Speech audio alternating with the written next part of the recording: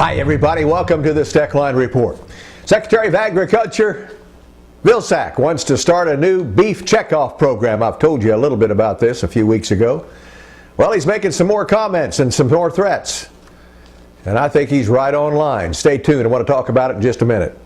My grandfather came across the plains from Missouri in the 1860s and ran a hotel and stage stop here with livery stable, and it's been in the family ever since. We run probably about 100 cows here and 250 over at the other ranch. I'm sure there are other banks we could have dealt with, but they've been so friendly and know what the ups and downs are in the business. American Ag Credit is like a family for us for financial help.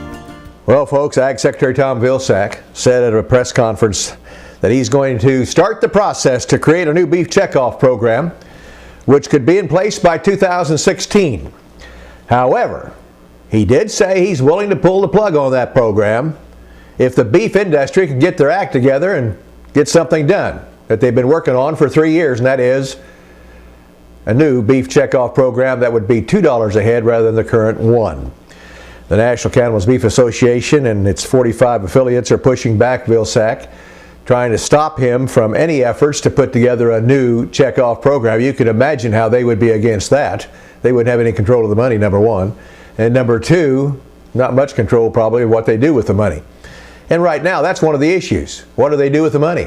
I think that's why there's so much controversy, why they can't get anything put together after 3 years of negotiations with all the people involved in the beef cattle industry. They just cannot come to a consensus. Why? Because there's a lot of people unhappy with what the beef program and the beef checkoff program has been about for the past several years. They don't like the way the money's being spent. They don't like the way the money is being hidden somewhat in some respects. And so consequently, they can't get their act together, and it may not ever happen. In any event, this may help. Vilsack, speaking at this press conference, emphasized the producer groups are so divided about the checkoff program. For 3 years, and he says, I emphasize, and I'm quoting him, for 3 years, folks have been conversing and discussing the concerns they have about the current beef checkoff program.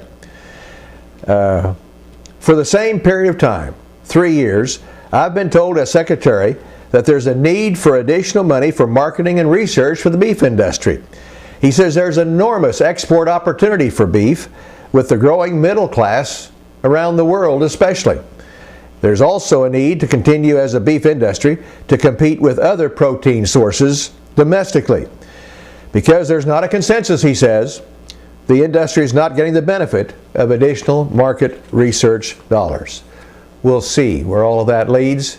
Will we have another program out of USDA called the Beef Checkoff Program? I don't think so. I think he's pulling their leg, but he needs to. Maybe even pull a little bit harder.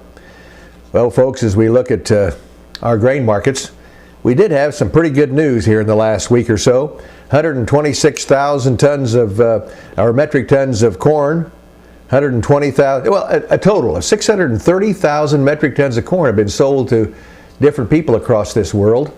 And maybe they think the corn market has hit the bottom, you suppose, or at least low enough that it's enticing them to buy, and I think that's good news. In any event, we do have a little bit of a problem called ear rot, complicating harvest across the country.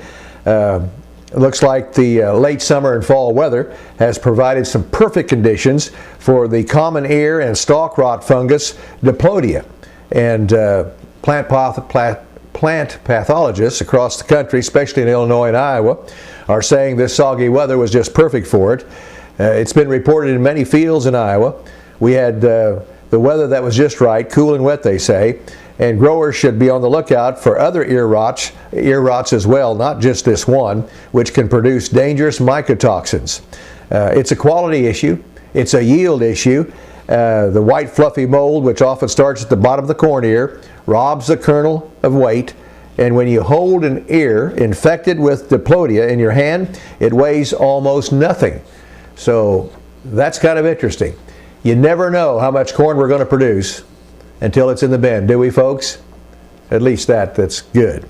In the meantime, Brazil having a dickens of a time. They've got a major drought going on if you haven't seen the news. I got to tell you, that's got to affect the future of their soybean production. They're way behind in planting this year. And we'll keep our eye on that because it's a serious situation. So serious that many places in Brazil, the people in the cities will turn their faucet on for a drink of water and only get 3 drops. See you on the next Steckline Report.